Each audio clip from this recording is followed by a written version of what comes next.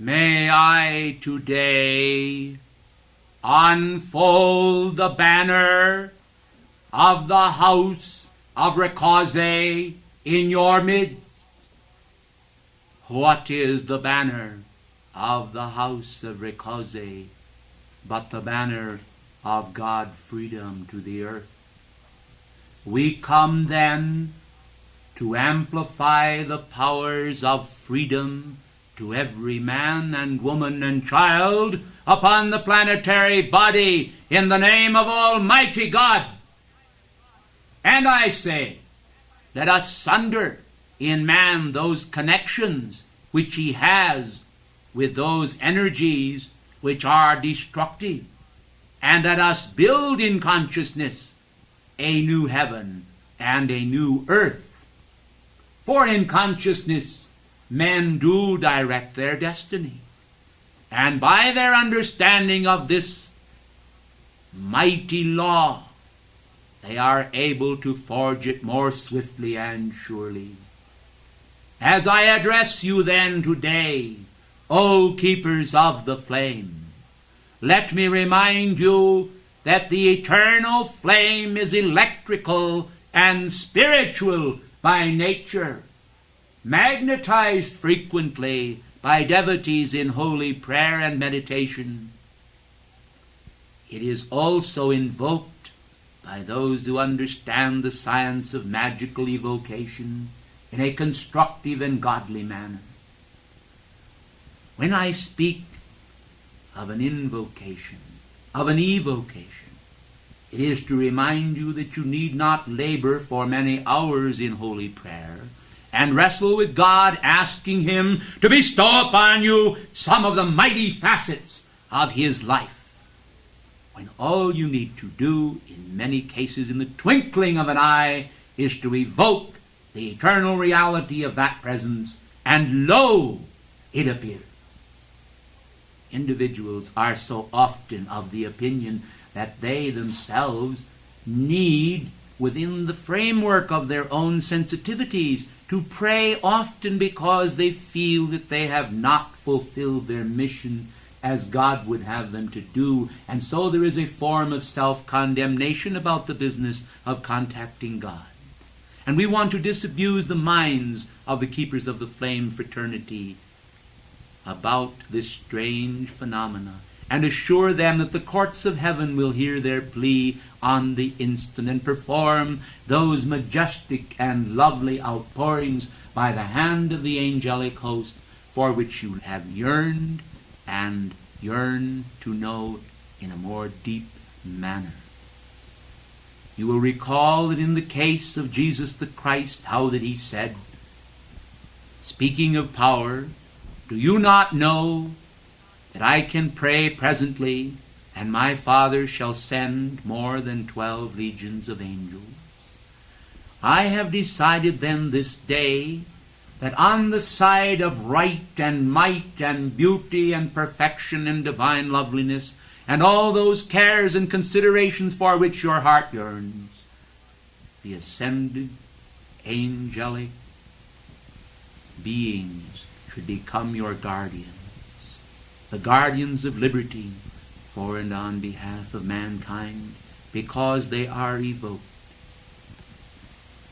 I am referring now to the ascended masters and the angelic hosts. I am referring to them all. You need to evoke the power and presence of the masters in your lives. And you need to evoke the presence of the angelic hosts, these ministering flames of fire that are very much a part of heaven. And truly, as I speak, the Christmas angel still lingers about the planetary body, the remnant of those that came in such multitudes, many of which have now returned to their higher state of consciousness. And we will call them back, and we will ask that the world receive the ministration of the Christmas season throughout the year 1971. That the intensification of that action of the angels should become a glorious and glistening presence and present to the world in the year 1971 because you have invoked them.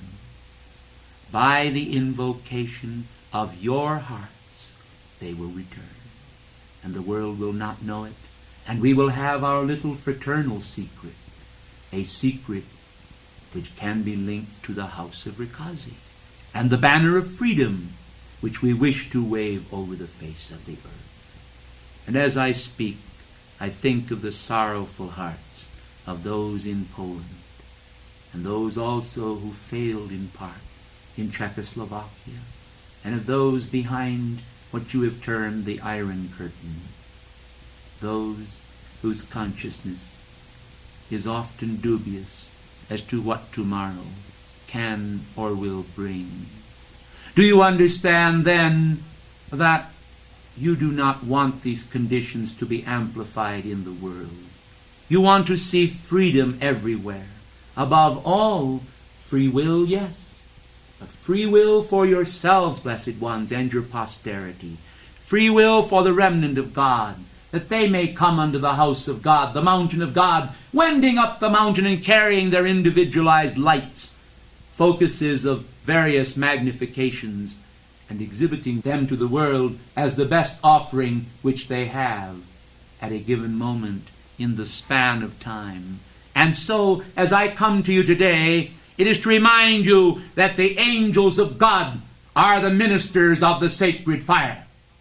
And I urge upon you all, as I am speaking to you, that you simultaneously begin an invocation that represents the hum of your hearts in cosmic industry, the hum to the great Mother of the world, imploring her to send these angels in answer to your evocation, your instrumentation, your action for God. For without that request emanating from your level, I can assure you, because of the darkness in the world, and the misery and the invocations even to the powers of darkness that now are uttered by thousands of throats upon the planetary body, the planet itself does not have aught but a hostile environment for the angelic hosts. Will you then, with me, today, now, invoke in your hearts the power and presence of the angelic hosts as not only a force of divine love, but a militant force against those hordes of darkness which seek to enslave the world and the minds of men? As you enter into that prayer in your heart to God, do you think that God will give you a stone when you have asked him for bread? I tell you, nay! For the power of God shall reach out this day, and the answer which Jesus himself was capable of bringing to the world shall be fulfilled, and more than the 12 legions of angels shall descend as an army of God upon the planetary body to help to guard and guide the thoughts of men toward those marvelous concepts of freedom by which the true spiritual liberty bell can be rung for all the world. Liberty in God's name. Liberty, liberty's flame, pursuing in man every shred of darkness until at last he stands, according to the divine plan, a being and creature of illumination's flame, radiating out the love and light in God's name that the world needs and understands not. Will you then help them to understand by the teaching, by the power of the majesty that comes by day and by night, by the creative growth in the mind, by the flaming power up the spinal stalk, opening up at last the magnificent 1,000-petaled lotus of light, enflaming man with God virtue and enabling him to keep the flame. Do you understand the meaning of this? Do you understand that the flame which I bring this day is here, and that you can touch your hearts upon it in the fashion of the ancient Olympian runners, those who carried the torch from city to city in the name of the games, now you will carry forth also throughout the world and nation, and into the family of nations, as the order and inflamement of liberty's torch, in the game of freedom for mankind, the greatest power and pressure of cosmic loveliness in the whole universe, and it must be because it belongs to God, and He has put within the heart of every man those patriot dreams by which are framed the concepts of liberty and life and the pursuit of happiness. But the pursuit of happiness is designed according to the infinite plan to commune with those angelic hierarchies by which the acts of the race can be guarded, by which the acts of the individual can be guarded, by which the acts of humanity toward God can be started, by the flame impregnating every man who will with its massive mastery, a purity, a strength, an intelligence, a wisdom, an evocation, a consummation, a fulfillment, a waiting upon God, and the determination that now is the time, and the time can no further delay, for we shall shorten the time of mankind's travail in answer to your prayer. But I assure you that you must understand that the wielding of your membership in the Keepers of the Flame fraternity is far more than simply to carry a card. It is also, as may well be rightly said and understood, the activity of illumining humanity today in this darkened hour, even when they rebuff you, when they try to snuff out the flame of God within them. Do you think that you can afford to allow your own flame to be interfered with? I think not. You are valiant souls who have chosen and elected to pursue this course toward righteousness. Then in heaven's name pursue it. And I say to all, let men view it. Let them understand it. They may call you frantic fanatics. It does not matter, for you know in your own hearts that the beauty and joy that you seek stems from those cosmic, God ideological formations in the universe itself, which are the very basis and foundation of all freedom expressed throughout nature. And when those thorny creations appeared upon the rose, I assure you it was not an intentional guardianship of the rose, but it was a manifestation of humanity's one sharp idea of violence against one another in pursuit of freedom, when they ought to have understood better the law of God and understood that freedom can be guarded from within, and outer armaments are only taken when it has seemed to behoove the necessary functions according to humanity's ideas.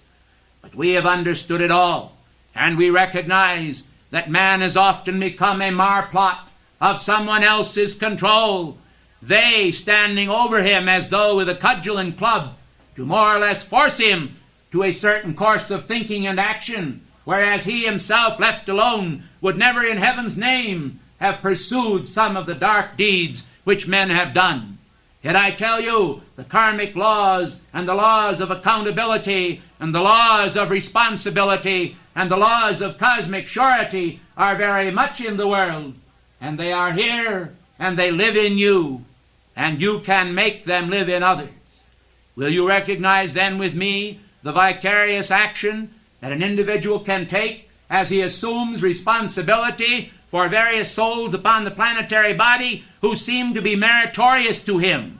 We have sponsored thousands from among mankind in the course of our spiritual evolution. Do you think then that you can sponsor a few? Do you think then that you can undertake to influence a few, seeing we have influenced the many, and seeing the ascended host and the angelic hosts are all on your side? And I think we are real and tangible people, creations of God that have fulfilled their cosmic and universal destiny. I think that we have also passed through much of the darkness which you are now presently passing through, and we have passed through it with what has been called in the ascension chambers flying colors. We trust that you will understand the witticism behind our concepts, for certainly it has been said by some of your own people that both death and taxes are sure. Let me tell you that immortal life is sure, and those who will can make their life, that now seems a fragile thing indeed, hanging sometimes upon an artery or a nerve. They can make their life the will and wit and wisdom to know, to do, to dare, and to be silent, as was said of old, to open up the ancient tomb of true spirituality, that the Christ consciousness may step forward in you and through you, thrusting when necessary the cosmic sword of the Spirit into the densified matter, that it may respond to the flash of the quickness, quicksilver-like mind of God Himself, which is in you. I thank you.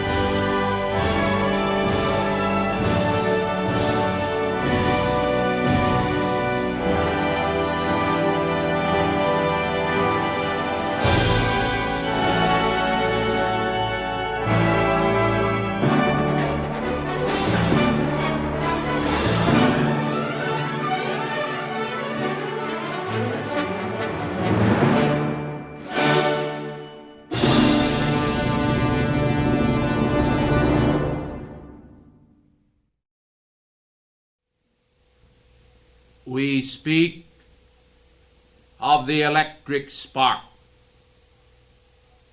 the pearl of great price, flashing from the heart unto the mind. And we summon the best gifts. We reckon also with those discordant manifestations that occur in the domain of mortal consciousness because of a lack of holy wisdom. I am come then this night with a flaming sword to dissipate in the marts of consciousness those episodes of mortal expression which are not the fashion of the erot that do not speak of the power of life to leap, to create the sense of the giant step, to understand that darkness must vanish as the brilliant burst of light feeds and saturates the soul. As a blotter, the consciousness absorbs and realizes that far beyond word knowledge is the reach of the mind in wordless knowledge, the understanding of the grace of God that has in past eras caused many to awake, that in this age of great world need will tremble in the mind cup as the diadem jewel of great price, the forgotten, the lost word. I am come to awaken hearts. I am come to shake the dust of lethargy off the feet of humanity.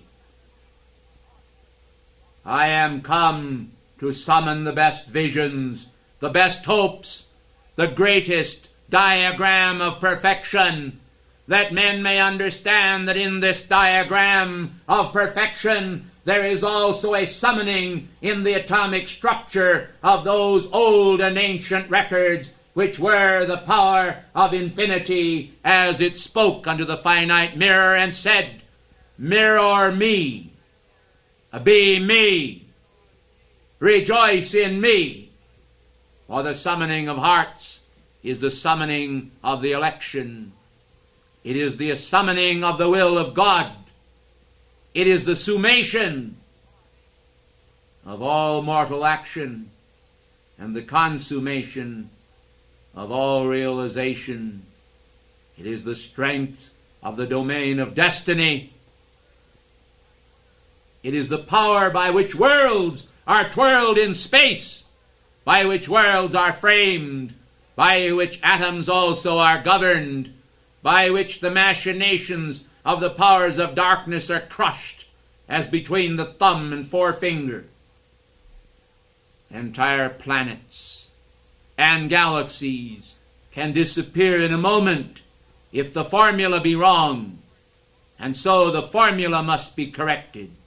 The formula of hearts must be understood.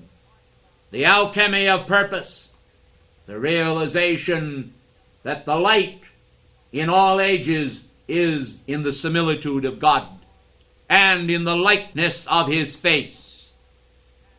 Hearts beat unafraid. Hearts beat afraid.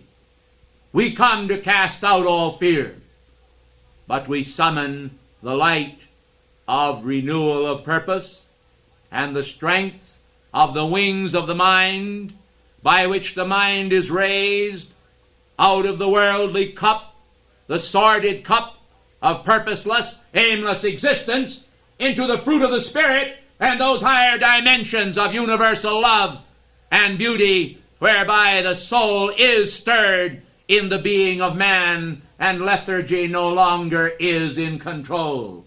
Now clarity of vision is before the gaze of all, and as the gaze reach out toward the farthest majesty of the stars, men should understand that at last they are able to perceive that boring vision that more powerfully by far than an X-ray is able to understand that there is a hand at the other end of the tunnel of love.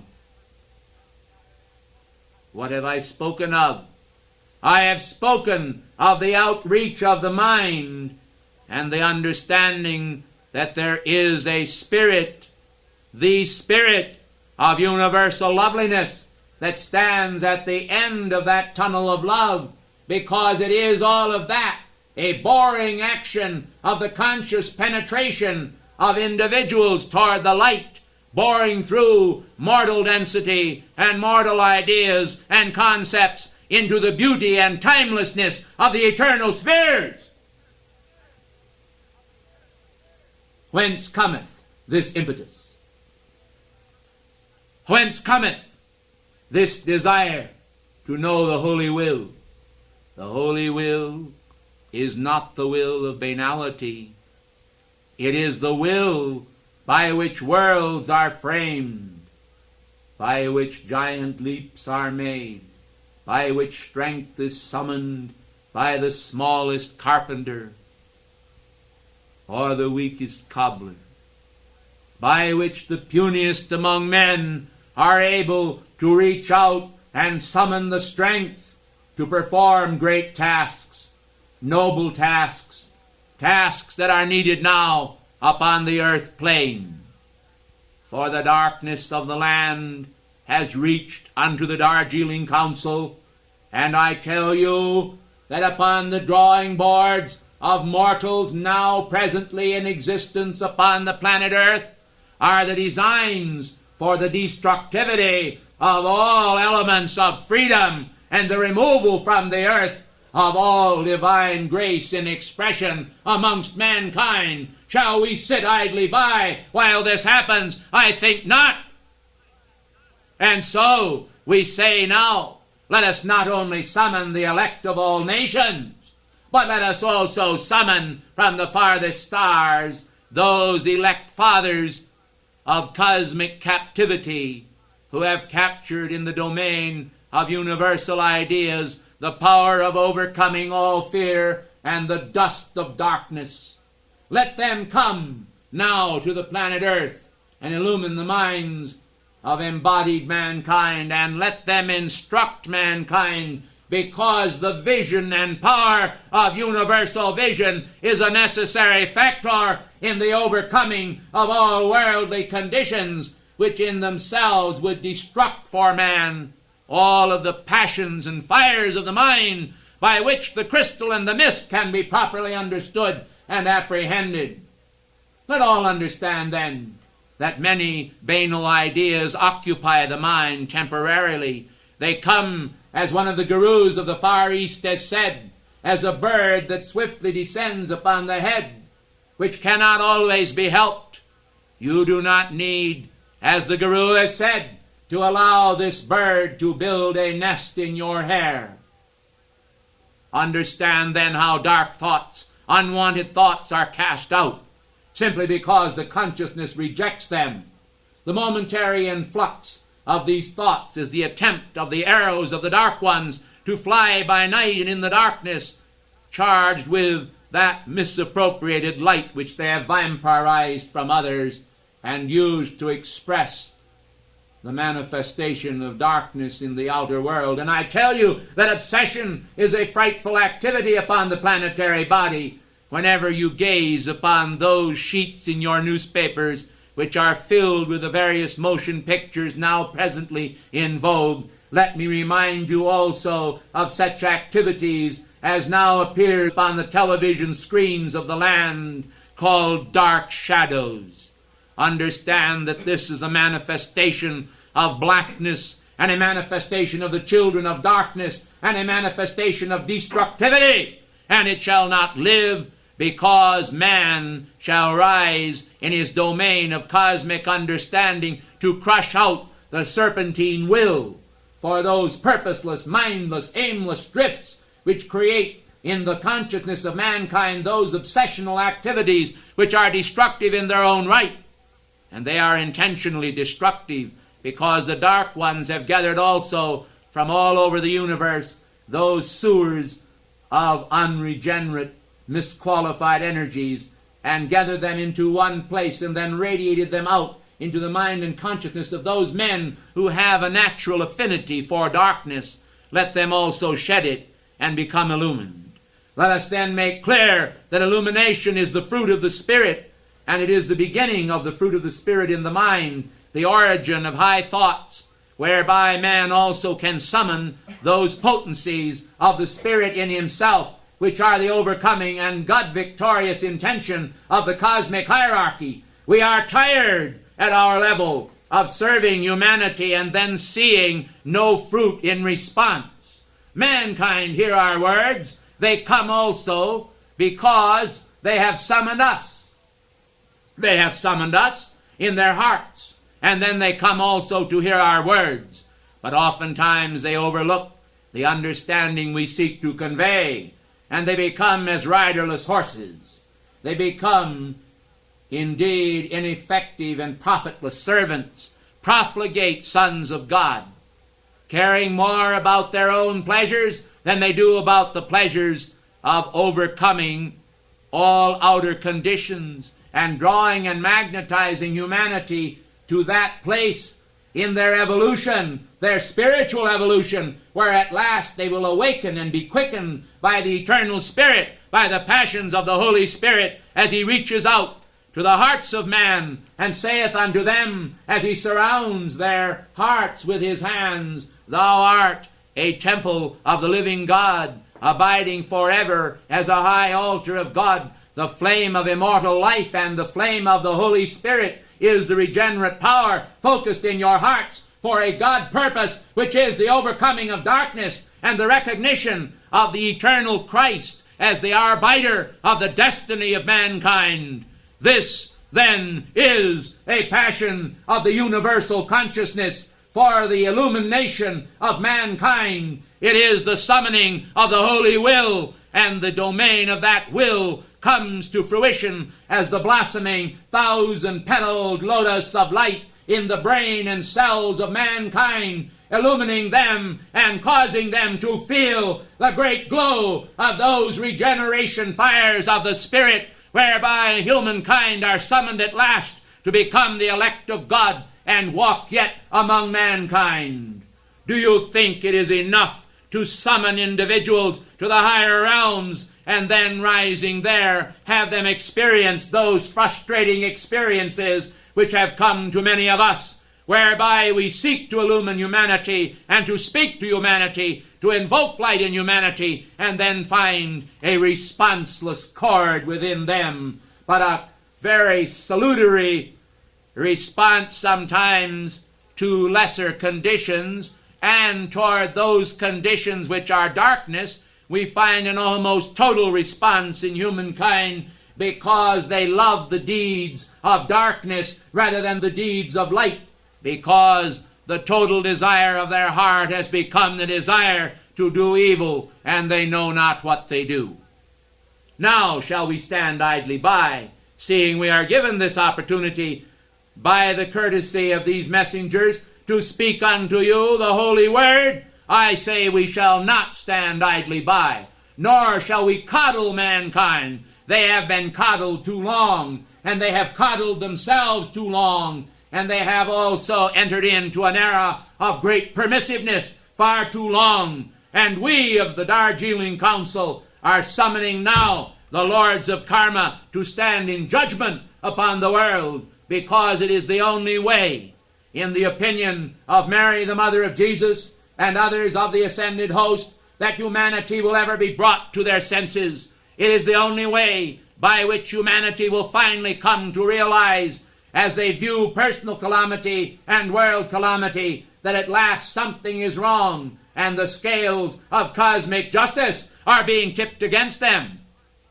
You who seek refuge in the holy will of God need not fear, for the laws of karma are just, and I can assure you that while you may descend into the realms of darkness in cosmic service, as our Lord Christ did during the 3 days and 3 nights, when he was laying in the empty tomb in the physical form, yet was active in the spirit, preaching unto those spirits which were disobedient, when once the action of God implored mankind in the days of Noah. Let us then make clear that so humankind today, entering into the various areas of darkness, will find that they are indeed required by the cosmic law to put upon themselves the whole armor of God, and that spiritual power of the violet transmuting flame, and that manifestation of the great white tube of light, invoked by them as the desire of their hearts, to strengthen them in those moments when they descend into contact with other individuals who are not worthy to lace the shoes of their feet. Do you understand then what I am speaking about? I am saying to you to fear not, to go out into the world of form and to speak to humanity and carry the word of the Spirit unto humanity. You act in the name of the living God. Do you think for one moment that you're acting of your own impulse?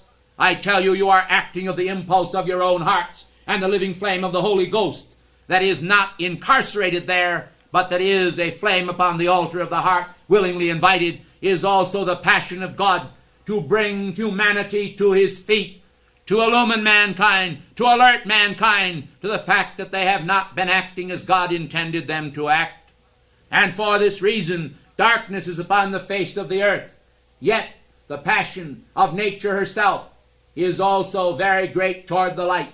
Unfortunately, one of the laws governing elemental life upon the planetary body is the law of beholding, which you are also able to read in the writings concerning Jacob and Laban of old, where you understand the matter of the ring-straight cattle, and how, as he brought them to the stream, they were also able, during their time at the watering trough, to hold a certain vision, and therefore multiply according to the kind which was desired by Jacob.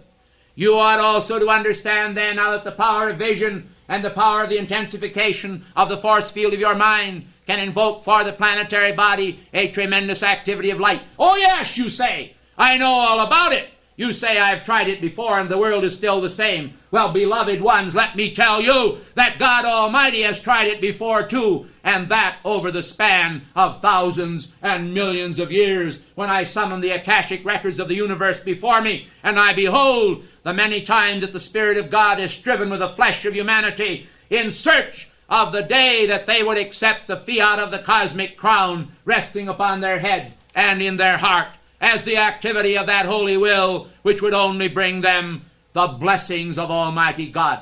Do you understand what I'm speaking about? I am talking about the will of God. I am referring to it as a crown of the Spirit. I am referring to the Sefer upon the heart.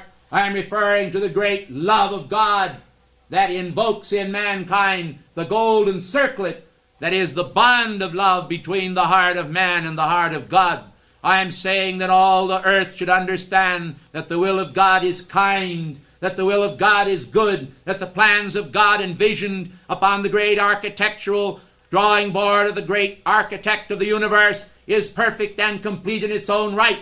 And if humanity would only learn to trust it and to gaze upon it, rather than turn to those pundits of the world, those learned men who somehow or other have the idea that because they are able to milk mankind of the coin of the realm, that they are also very illumined in spiritual things, I tell you they are not. They are the pundits of the world. They are as nothing in the eyes of God as a pinch of dust.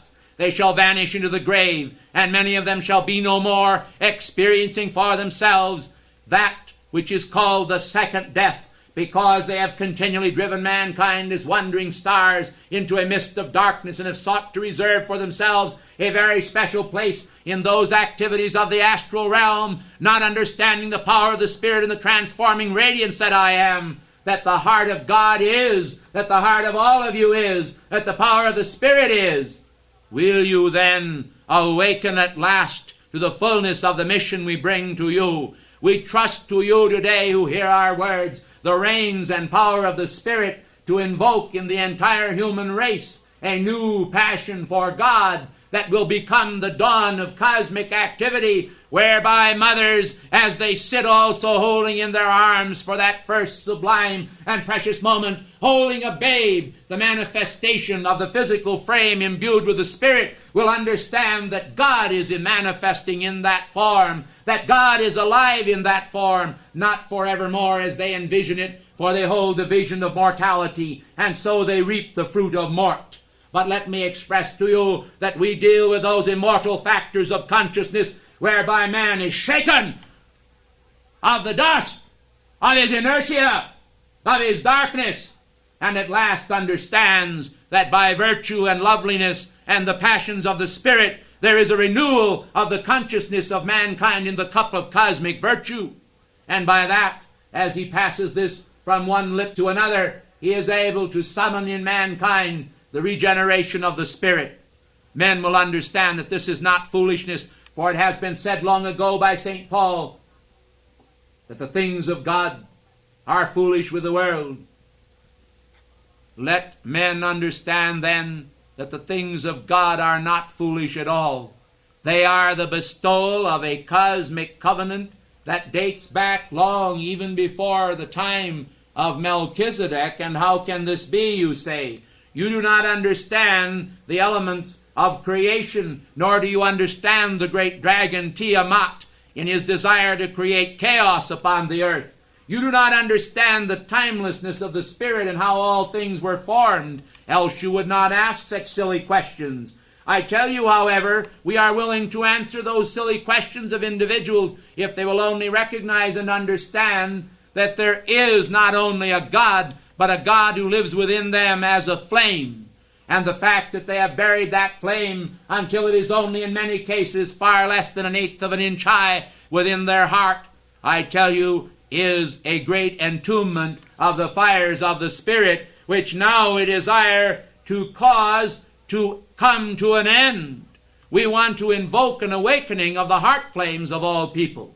We want to summon the heart flames of all people in this coming time of 1971, so that all of the visions which have come now to many of the saints also pertaining to the awful era of destructivity descending upon the planetary body by the hand of man, not by the hand of God, and also by the hand of the lords of karma where it is required, may be stayed.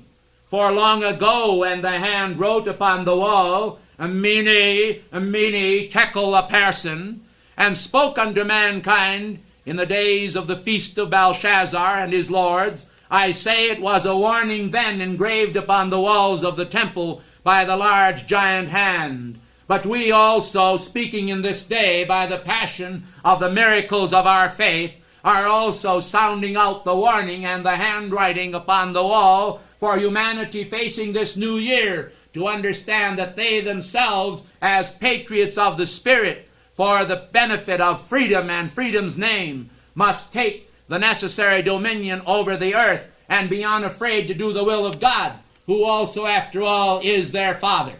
God is your Father, and as such he has the right to demand of you that full measure of devotion by which the world can be changed from darkness into light. We say that the lowering of the New Jerusalem and the advent of the Golden Age is simultaneously at hand with an age of darkness. And I think that the time has come for us to take off our turbans. I think that the time has come for us to summon some election, where mankind will understand that the traditional concepts of the world enfolding humanity as the winding sheet enfolded Lazarus long ago shall be understood by humanity, and that they shall also take a hold of that tag and pull it very swiftly and smartly, so that at last they will unwind the sleeping Lazarus of their own dreams and come to the period of fruition and fulfillment of those dreams as the implementation of cosmic action upon the face of the earth. We are a bit tired of seeing our energies expanded and then see that individuals allow the momentum of the force field of our action to die within them and say, oh yes, it was a beautiful dictation. Well, I tell you, dear hearts of light, the time has come for you to make hay while the sun shines, for the sun may not always shine. Do I make myself clear? Let me say then to you that the dreams of God are nourished by thousands and millions of devotees of the Spirit, many of them at inner levels. The dreams of God then, when they are nourished by the hands of men, become a binding pact upon the envoys of heaven, whereby a more than ordinary assistance is given to humanity, and by this high level of assistance we will shake the dust in your consciousness, or else we will shake the dust of our shoes off against you until the day of judgment. Suit yourself, for I tell you we do not always intend to speak in this wise. Heaven itself has forbidden it, and the day may well come when the gates of prophecy to the world shall be closed, and the great ones may hide their face from humanity if they continue in this era of darkness to execute those acts now currently before humanity. Pornography must be stopped. The destructive gathering of the sons of darkness, such as you have referred to as the Black Panthers, must be stopped. The bombings of the SDS and the Weathermen must be stopped. All activities of crime on the streets must be brought to a halt. And humanity must understand that their homes must be a place of safety and refuge where the beauty of cosmic worship and joy can be accomplished. Individuals play canasta while the world perishes. Individuals play games with dice while the world perishes. The gaming tables and roulette tables are highly honored. The mysterious men like Howard Hughes, they themselves are considered great because of their mystery and the fact that they have a fortune in manifestation. Let me tell you, we have a greater fortune and far greater stakes for the whole earth. And you have a great deal more at stake than you know. Will you therefore quicken in your consciousness those passions to do and understand that holy wisdom is needed to do it? I do not say that you should simply turn now to some disorderly manifestation and begin to just do something because I have said it. I want you to seek first the wisdom of the kingdom of heaven, that you may correctly understand the sanity and balance of correcting these outer conditions. You also ought to correct those inner conditions that are tipping your spirit into the ruts, which are the binding ruts of habit and destructivity, and replace this by the correct habits so that you will reap the spiritual rewards that I feel many of you deserve. When I come to you, I wish I could say you all deserve it, but unfortunately, all of you do not. Yet all of you can. Do you understand the difference? I say, all of you do not, but all of you can. Because all of you can deserve it if you will harness the great momentum of your will, as men have harnessed the wind in the sails of their being and sailed the seven seas. Let accomplishment now become the fiat of your life. And as the momentum of 1971 takes shape, let it be a thing of the spirit, that the contact with our era and the contact with our manifestation and the contact with our temple here in Darjeeling may become more than the wind from the east. May it become the harnessed wind from the east that represents a fiat of destiny to all mankind for their removal from the great precipitate danger of the sword of Damocles hung over their head as the destructive power of war and economic distress. We would bring about salvation in the consciousness first, that the whole vessel be cleansed and arise as a shining momentum to the glory of God, not only this year, but all the years to come. I speak unto you in the name of the Lord of the world. I speak unto you in the name of the Darjeeling Council. And I tell you, I will cause a trembling in thy spirit this night, that you may understand that we are more than ordinary men. And when we speak, it is to stir the very depths of your being to that electrifying concept by which the salvation of a planet is made.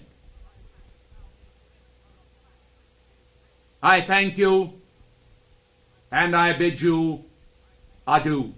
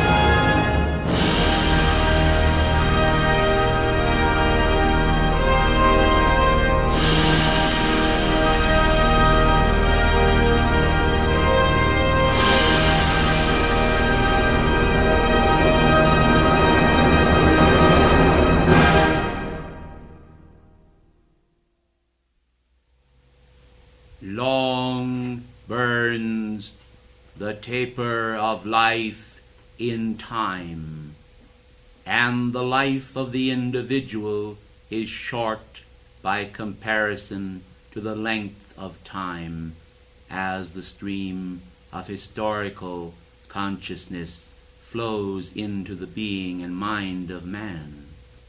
Let man understand then that time is the gift of God, given unto him, that the beauty and perfection of the inner spheres may become involuted, may become also extended outward. For the inner spheres must first of all draw within themselves the radiance and magnetism of the great central sun. Then also that which is within must expand without, so that man may at last know the great radiance that God is really his own. When men understand that the divine image, the lost image, must be recreated, let them also understand the factors that govern the recreation of the holy image, the divine icon in the being of man. We shall take first the great sea of the emotions. We shall take the great sea and both edges of the sword, that men may understand what we are speaking about is vital to themselves. The sea of emotions must be governed. Man must learn to govern his emotions, but he must not extinguish those emotions. For these are a two-edged sword. Destructively employed, they produce great unhappiness in the world of man. But when they are controlled and directed, the emotions enable humanity to enjoy tremendously the beauty and the virtue of God loveliness that is within themselves. Gradually, humanity will learn to appreciate themselves. They will learn to understand that they were bought with a great price, and that is the allness of God was given lovingly to man. But the water element has seemingly become a destructive force, often wrongly employed, all the way from the tears of mankind to the strong emotions that they feel in pursuit of outer conditions. Let me then say to you all that the time has come when man must harness his own wind. He must understand that his own emotions must become God-directed, tethered to the heart of his presence, reinforcing then the power of the presence and the loveliness of the presence in his life. For many voices are beside mankind. Not only the voice of God and the voice of cosmic reason, but also other voices from the astral realms, from the destructive realms, voices that themselves direct mankind, all humanity, aside from the path that leads to God, the shining ribbon of pure light. Man should understand then clearly in his consciousness that these forces exist temporarily, that they have no meaning whatsoever to the great eternal Spirit, but they are often a deterrent to man as he seeks to find his pathway back to God. The trap of the psychic, then, is a very tender trap, catering to the human ego and causing man to feel that if he himself can establish some rapport with spiritual things, then this is itself very great. Let him understand that there is only one spiritual plane, albeit there are also many heights in that one spiritual plane, many planes, so that the whole spectrum is itself like a high ladder leading unto God. But let him likewise understand that the astral realm is dangerous and full of pitfalls. As long ago Saint Germain told you, nothing good can come through the astral realm. Into the astral realm, all of the sewers of human life flow. Mankind literally dump there in the astral realm all of their energies, which they themselves can no longer contain. They overflow, and it is not a desirable one, continues to accumulate in the astral realm. But one of the strange facets of the astral realm is that one that we sometimes refer as the floral realm. For it seems that some of the denizens that inhabit the astral realm are determined also that they will resemble the Christ, that they will create a pseudo-atmosphere of harmony and love. Because humanity do not understand the nature of love, they sometimes confuse the nature of love with the love of God. I refer to the natural human phase of love, to the animalistic concept of love, to the mere gratification and satisfaction of human whims. Let me make clear that life, as God envisions it, is far more than a whimsy. It is a manifestation of cosmic beauty. The cadences of life that come from this realm, the realm of God, are eternal and priceless. They come to enhance the quality of every man's spiritual life, and they cannot be changed merely by the whims of mankind. Oftentimes individuals then are thrown into conflict, not with God or someone else, but with the manifestation of the spiritual realm within themselves in its conflict with the astral records of past lives. They do not understand this conflict. They do not understand why they are rendered nervous by the clash between these outer conditions. Let them eventually learn that as they yield themselves continually to the power and pressure of the eternal love of God, they will eventually terminate all sense of struggle, and this will cease. But they must be willing to continue in that realm of human struggle in conflict with divine ideas until the time comes when their own freedom is won. If there were an easy road that leads to the heights of God truth, we would ourselves have long ago shown it. Do you not think that the eternal God, whose masterful sense of values has continually descended upon all parts of life, would long ago have shown man the push-button way, if there were such a way? But in reality, there is not. For the mountain of man's own ignorance has piled up an accumulation of human rubble, and this rubble itself is the enemy of man.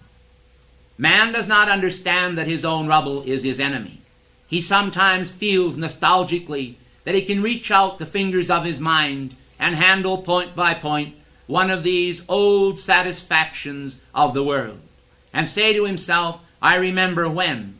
Let me say to all of you that you ought to really cleanse the body of your memory of all those ideas and concepts that themselves are like the bric-a-brac in an attic or a basement, making and creating a storehouse of unregenerate energies.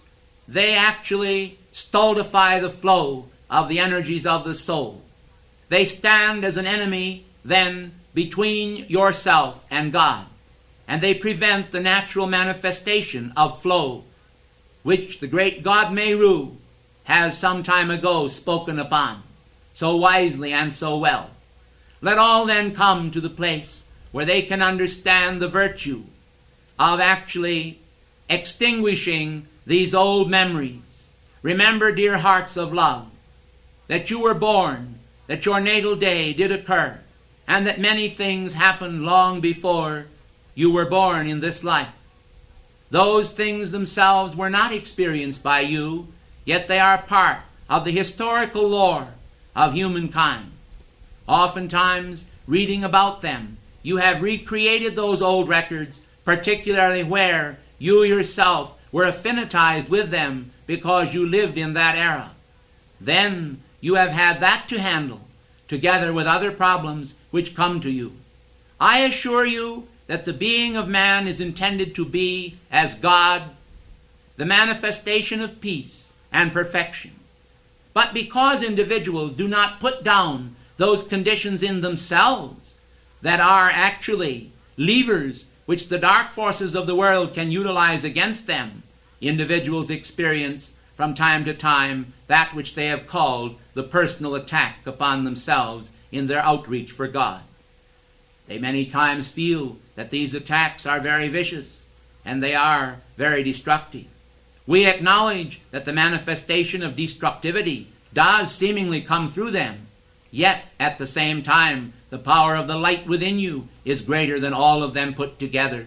And when you understand that and realize that all of this bric-a-brac, all of this human nonsense, all of this destructivity, just because it came through your consciousness one time, does not make it your own. After all, hearts of light, will you understand with me that you have no part of that whatsoever? Will you understand that only that which is real and delightful and which is of the soul of God is the fair flower and the fair fruit of reason which you ought to admit to your world? You are the keepers of your own gate. You are the ones who guard the sanctuary of your own identity. Will you recognize then that you have a sovereign cosmic responsibility to reinforce the power of light within yourself by cooperation with the powers of light, not by the destructivity which comes to mankind, whereby they sometimes in a simplistic, childlike attitude do not understand the necessity of maturing enough to recognize that they themselves have accountability for the various thoughts and feelings which they allow to function upon their world, sometimes almost trampoline-like, as the forces of darkness bounce upon the thin membrane of the mind and seem to bring to mankind so many senseless conditions which he must struggle against, whereas they are entirely of his own creation, creations of the figments of his imagination or the imaginations of others which go out also into the world.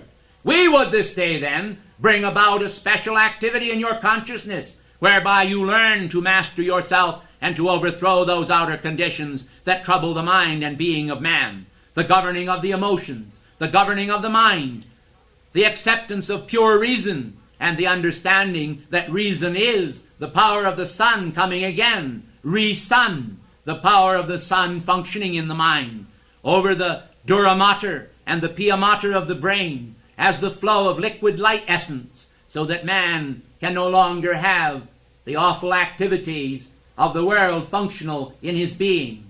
You will recall how some time ago you were told by Archangel Jophiel of the awful effect of cigarettes and tobacco upon the human consciousness and brain, how it actually thickened the dura mater and pia mater, and how it prevented the flow of energy, vital energy, into your force field. You will recall how that Archangel Jophiel in Los Angeles issued forth a fiat against this destructive action, that the cigarette manufacturers should be compelled by law to refrain from much of their advertising. Now you are able to see that at last this has become a law in this country. But the newspapers of this country are constantly reporting the ill effects of cigarettes upon humanity as one of the senseless foibles which have destructively caused many of the youth of the world to actually enter a state of psychic consciousness simply because they did not have the cosmic energy to struggle against it. We say to all of you then, garner your spiritual supply at the gate of the new year. Begin correctly to appreciate the value of understanding that your life is God's and yet at the same time is in your own hands. You are given the cosmic destiny of free will and free will motivation so that you may be able to draw those engrams upon the chart of life that will guard you over the rough shoals that may lie ahead on the pathway of initiation. But I hasten to assure you that all initiation will not be banal, that all initiation will not be destructive, that all initiation will not be a struggle. A great deal of the initiation will also be the abundant joy that comes into your heart as the transmutation of old energies at last yields itself to the pressures and power of your God presence, so that your God presence at last, in taking command over you, assumes that magnificent manifestation which is called the posture of the Son of God. Will you then remember that as you mentally will fit yourself into the framework of the posture of the Son of God, that the great cosmic seas will rage once again within you? Yet it will not be the raging of the heathen who imagine a vain thing, but it will be the raging of the great cosmic passions of heaven itself as it yearns to grant unto you the power of your victory and that transmutative power which will give you that victory for which you have waited. Outer conditions cannot actually control the soul of God. You are then a part of that eternal Son. If you will recognize this, you will cut out for yourself a position of such virtue and loveliness as is truly a cosmic idea. You have watched how little children will cut out paper dolls. Let me assure you that you can mentally cut out for yourself then those picturizations in the mind which actually engage you in the business of doing the will of God according to your highest understanding. By pinning these up upon the mental walls of your consciousness, by recognizing them each day, by paying allegiance to them, by ignoring those outer conditions, by continually reacting within yourself against negativity and then quickly moving onward into the perfection of God, you will, after a while, form that blessed habit of truly practicing, as Brother Lawrence said, the presence of God. You will understand then the magnificent outplay of the cosmic drama in your world. You will understand the building of the great cosmic pyramid as viewed from the higher levels. You will recognize that stone upon stone is builded by the symmetry or the symmetry of each man's ideal. The entire pyramid until at last capped by the great capstone of divine achievement. The all-seeing eye of God stands over all to survey all and to recognize at last that this is a pyramid of achievement. The achievement of a man working in cooperation with the Spirit of God, which is the overcoming victory. Behold, he has said, I will assist you in overcoming all things, all conditions will I help you to rule, and outer circumstances shall not dominate you any longer, for you will be a manifestation of the eternal Son of God. You cannot rob God by becoming a son of God.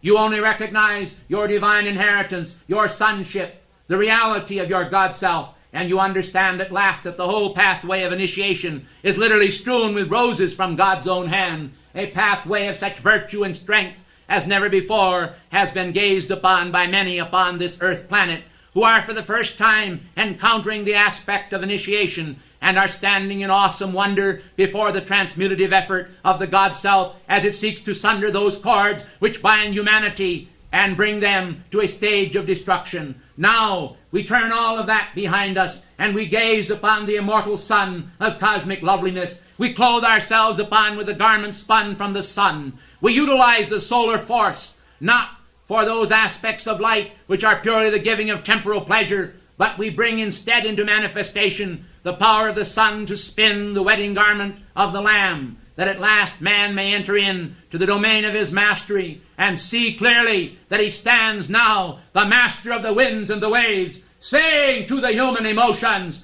Peace be still, and the fiat of God is obeyed. Peace be still, and peace manifests. Stand still to the sun, and the sun remains static, while man adjusts himself to the high vibratory action of the eternal sun, his great God source from whence he came.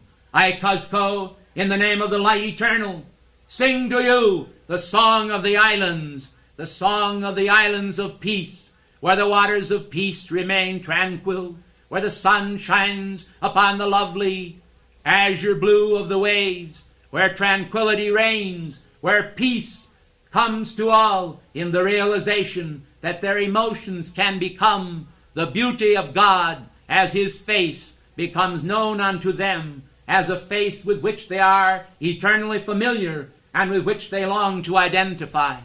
Will you identify with your God presence? Will you identify with the sun shining in his strength? Will you identify in the eternal majesty of overcoming? Oh, you say you do not think you can do it. You regard yourself as very little, as a grain of sand facing a vast ocean. I tell you that you can become that ocean. I tell you that the power of expansiveness is recreated continually in the drama of the cells themselves, that are actually continually changing, as you have said, every 7 years in your body. Well, I tell you that when the law of the cycles is properly fulfilled, man will understand the fiat of renewal that comes from Almighty God. Receive, if you will, then, the great radiation of the eternal youth and loveliness of the spheres of the Spirit. Receive it and make it your own tribute to the new year. Let it live in you, pulse in you, and be in you as a tribute to the renewal of immortal life within you all. I thank you and I bless you as you stand now at those great portals of overcoming, those great portals of opportunity that signify the advent of new hope to all.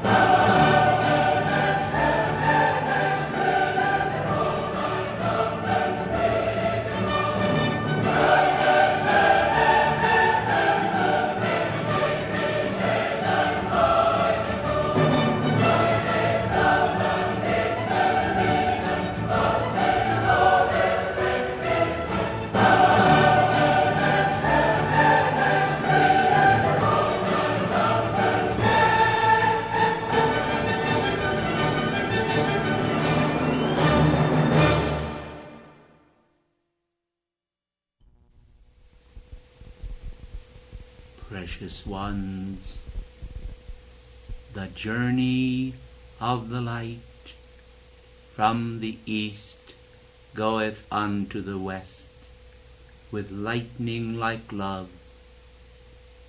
Humanity, with both washed and unwashed palms, hold hands up to the light to receive the drops of mercy and of life that are dispensed unto them. And we come with both mercy and love for the coming year, and both will be needed, for the configurations of human hate and despair are a great burden to the body of the world. But ours is the way of eternal peace. And as we come, there emanates from our heart the light and love that has long and eternally been bestowed upon humanity. It is a love that speaks of the renewal of the wings of strength, that man may be able to fashion great cords of love, a strong hold upon the bastions of the deity himself, that humanity may contact the higher lords and may receive within themselves the understanding of the spiritual hierarchy. For we come in both times of need and times of satisfaction of human needs, not to kindle in man those human needs which are already a wildfire of delusion, but instead to create in the hearts of men, and especially the young children, those fiats for the new age which will assist man in the unfoldment of his hidden strengths. The springs of love are beginning to unwind in the human heart, and as they enter into the domain of action, you will see in the forthcoming year that many positive actions will be taken. For this is the unraveling of the skeins of destiny.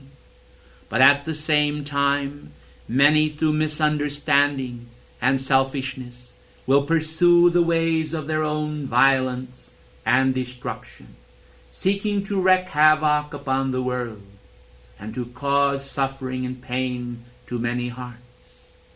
While they may be able to do this, unfortunately, simply because they have free will, and their free will has then become the harbinger of death and destruction to humanity, we who understand the great love star of immortal faith realize that those who have the power to keep the faith will do so, and out of the light that God has spread abroad from the canopy of the heavens into their heart will descend a great and broad peace, which will also radiate to the world both as peace and as a hunger for peace.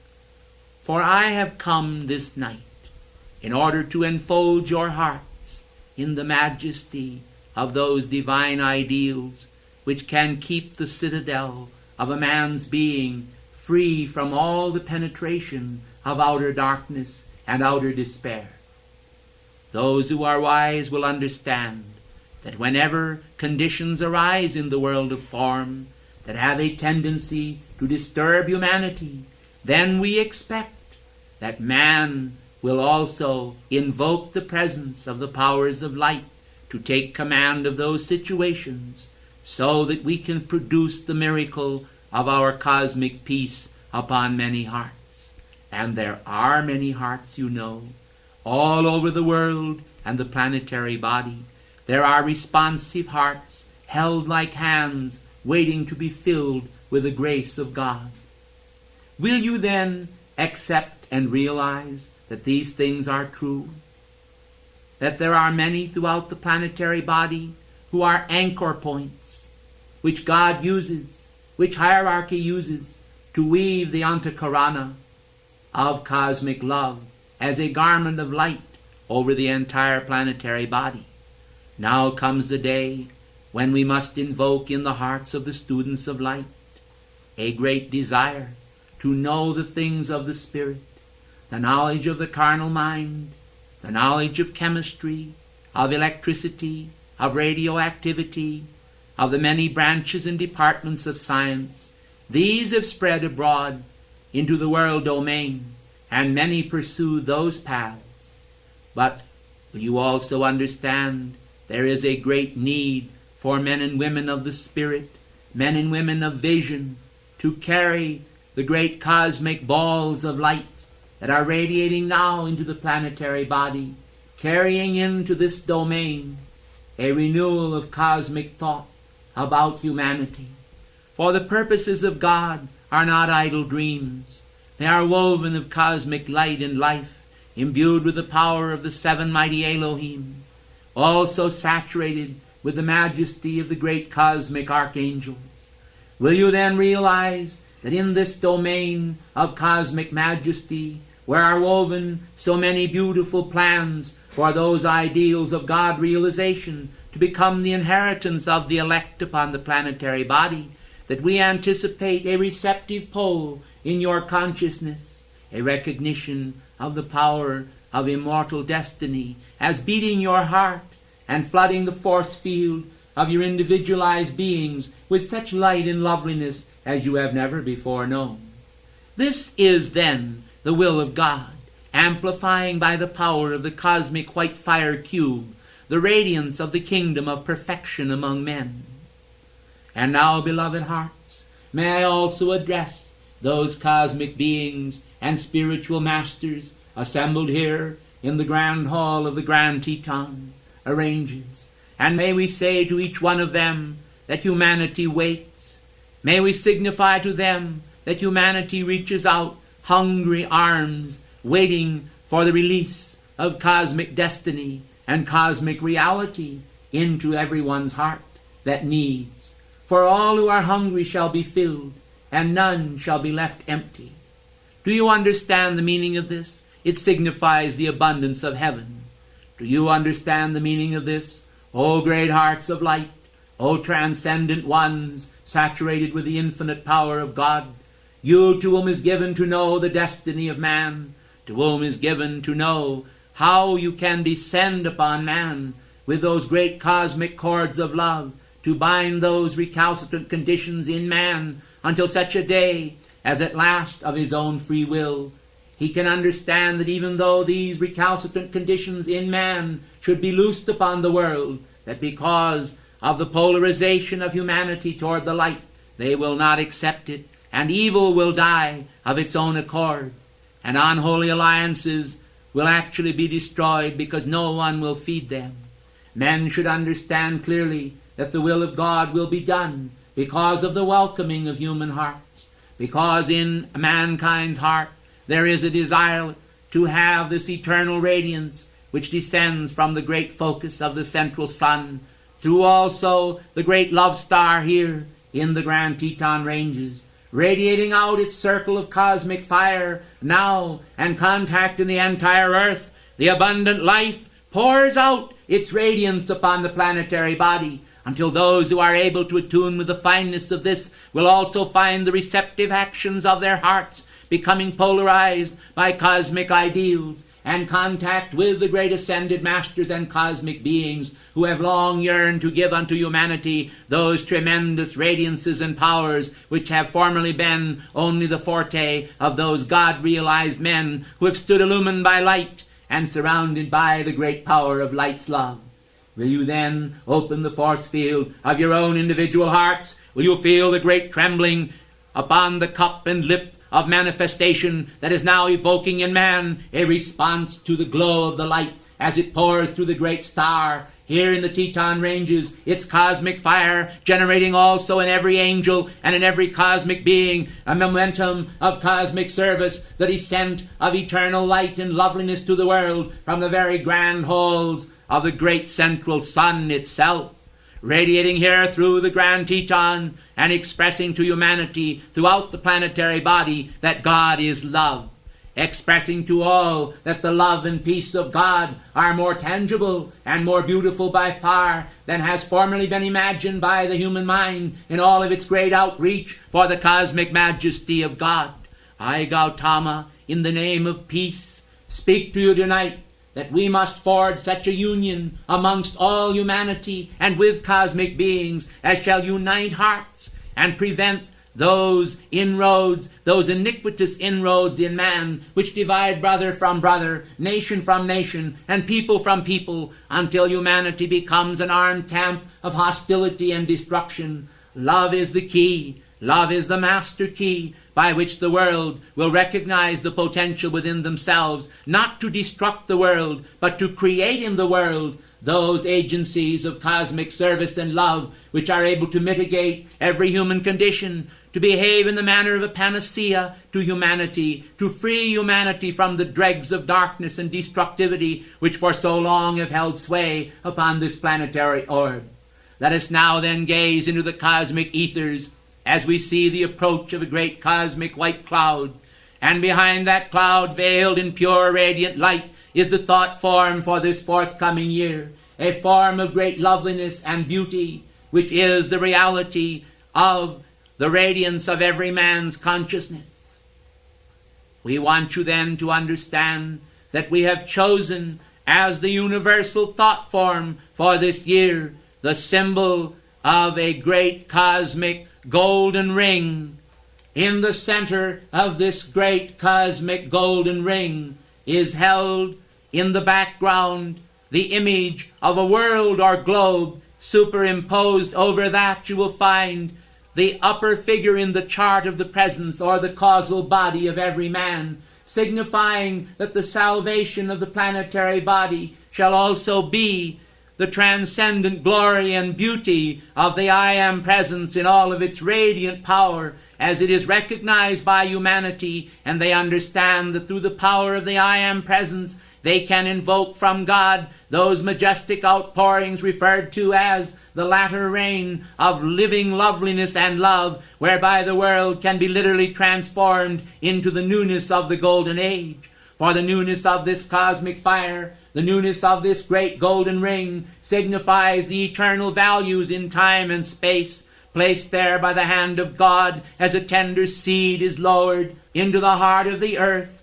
for the manifestation of a beautiful tree or flowering plant, redundant then, as some may see it, but actually emanating the transcendent manifestation of eternal principles, which will cause the world to be literally dusted with destiny, and thus create in their consciousness the understanding that all of heaven is conspired to pour out upon the world the fountain of God's love, the strength of His heart, the will and wisdom and wit to do those things which are necessary, not to make a shambles of it and of all conditions manifesting in the world, but to transform the world by new plans, to educate the young people of the world in a manner in which they have not formerly been educated, bringing them in to the strange understanding at last that their actions toward one another ought to be the actions of the Prince of Peace, who long ago spoke to the world and said, "Love one another, for love is the fulfilling of the law." Will you recognize with me, as I come to you this night, that this thought form is a magnificent outpouring of cosmic strength, the image of the world, the planetary globe, held in the background before the heart of the presence of each individual upon the planetary body? For only thus, by encasing all in the golden circlet of God's holy love and purposes, can we produce in the world that cosmic miracle of light and love for which the hearts of the saints and the holy beings have so long prayed. I want you to understand that long ago, when Mary, the mother of Jesus, appeared to the holy children at Fatima and caused the sun to stand still, that this action was a transcendent one, bathing the earth with the intent of Mother Mary, as she foresaw the wranglings of the cosmic children upon the planetary body, how they were creating an affliction that would ultimately tend to destroy all of life and all of creation as man now knows it, and produce that destructivity envisioned by the hordes of Satan and the powers of darkness. Let us then realize that man must deliver himself out of the grasp of the claws of darkness, that he must understand in this age that the way of peace and enlightenment is a way of action and strength, that the action and strength of the ascended host must be emulated by humanity, that they one and all may come at last to that era of understanding where they will put aside the trivial manifestations in their consciousness of belittlement, the manifestations of destructivity toward one another, and those actions which in no way will denote to humanity a strange sundering of all the cords of destructivity and the bringing forth of the radiance of the Christ light into the world as an ubiquitous manifestation of the omnipresence of God. Will you then recognize that this power of transcendence, which is God, which is descending upon the world, must also descend upon all of your actions, so that they become imbued with power from on high, so that the Holy Spirit and the drippings of cosmic majesty and loveliness, as the flame of a cosmic candle, dripping also upon the earth, may forge those plasticities of the spirit in the mortal consciousness which will create the immortal mind and deliver man out of the domain of the carnal mind and all of its meanderings through the stream of life, which has also prevented him from the manifestation of the Edenic consciousness and the great realization that the power of God is still manifesting in the heaven world. And from thence it shall also come to judge the quick and the dead, to manifest upon the planetary body as that judgment spoken of by Mary at Fatima so long ago, for which the sun itself in the heavens stood still and expressed the beauty and perfection of that wonder of God, to spin the sun as a top, as a sign and manifestation to mortal men that God was not pleased with the manifestation and the use of life's opportunities by humanity, for again and again they have allowed to slip through their fingers the sands of life.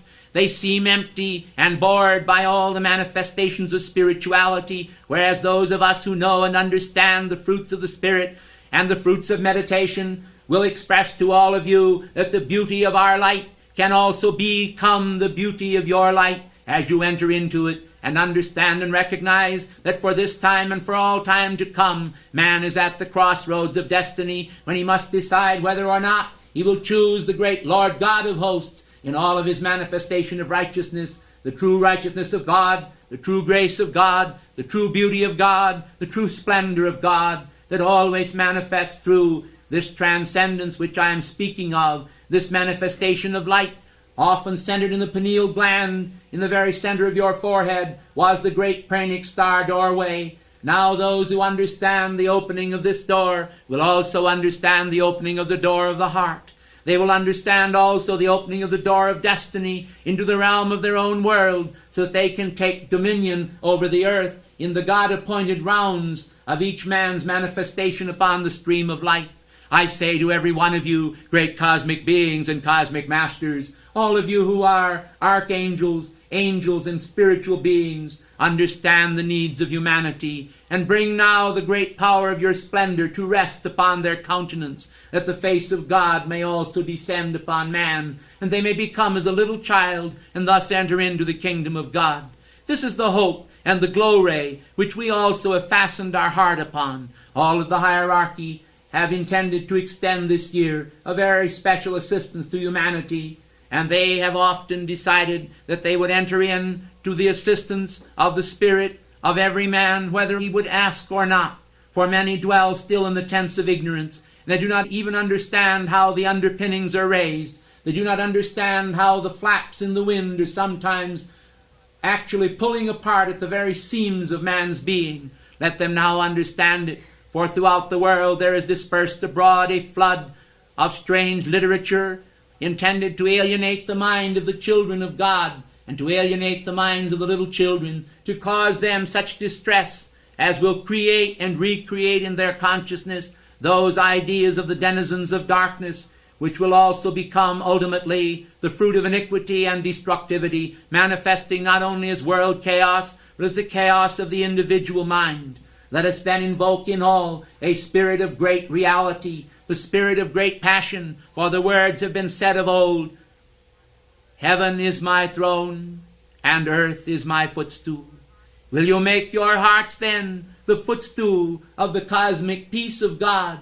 Will you determine now, as you have never determined before, to rise in consciousness, to rise and pledge with all your being that you will fulfill the great destiny directed by the solar lords, to produce that majesty for which the human heart hungers in the domain and laboratories of cosmic nature within the force field of man's flesh, that at last he may understand that his flesh is but a tent or canopy which covers his spirit, naked except it be charged with the holy radiance of God, the electrical energies of his cosmic peace.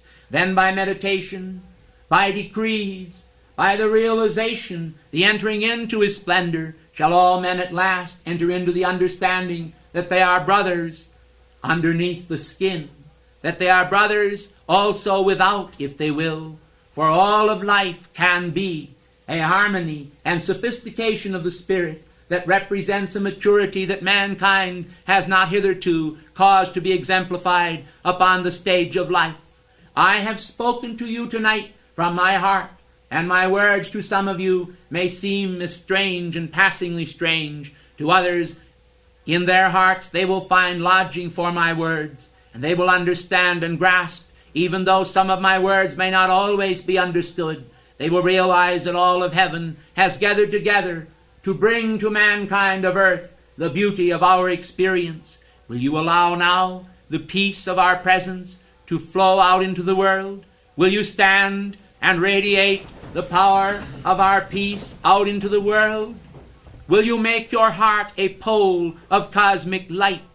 Will you allow the forces of the inner light to dissipate the density of the carnal mind in the force field of your own being? Will you express the love of God as it has not been expressed in you before? For a thought is an act, and when a thought flows, it becomes doubly an act. And when the drama of the cosmos becomes the reality of all mankind upon this planetary body, then you will see an action that you have longed for secretly in the case of some of you, while others have openly and shamelessly invoked upon this earth a response from the powers of heaven. I am Gautama. Long ago I preached at Sarnath. Long ago I expressed to humanity the great wonderings of the Spirit in its outreach for cosmic grace.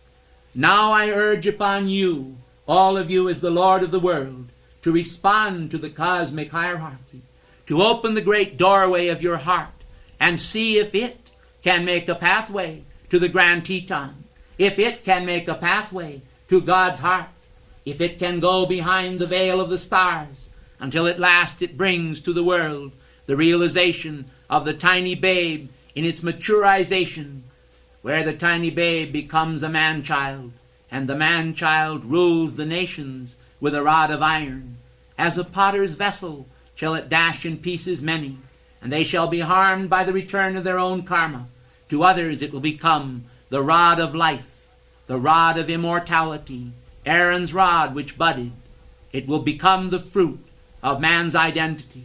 The spinal stalk will be imbued with the radiant energies of our sphere, and upon the forehead of man will appear the single-eyed vision, the green sprout, which indicates to all that the Lord of all creation, the Lord of all life, desires to come into the heart of every one. The idea of the eternal spring, the eternal leap, the joy as of a young heart reaching for his God.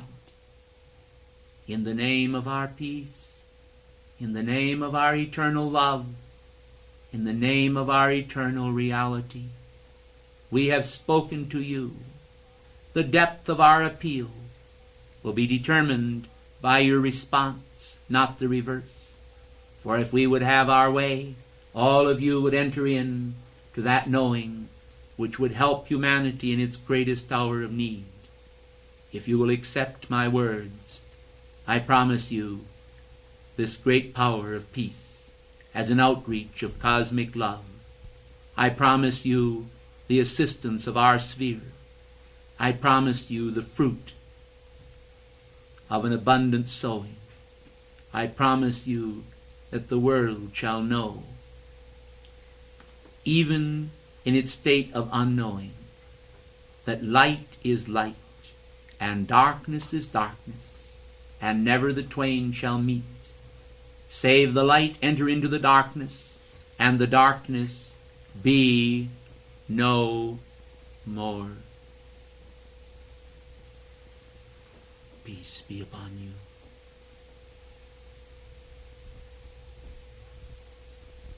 Peace be upon you. Peace flow into your heart. Peace from our domain. Peace through the regenerative power within you. Peace through His grace. The clock has struck. The hour is past. But the time is at hand when the timelessness of God shall become the time fiat of man. Tempus fugit. Eternity waits.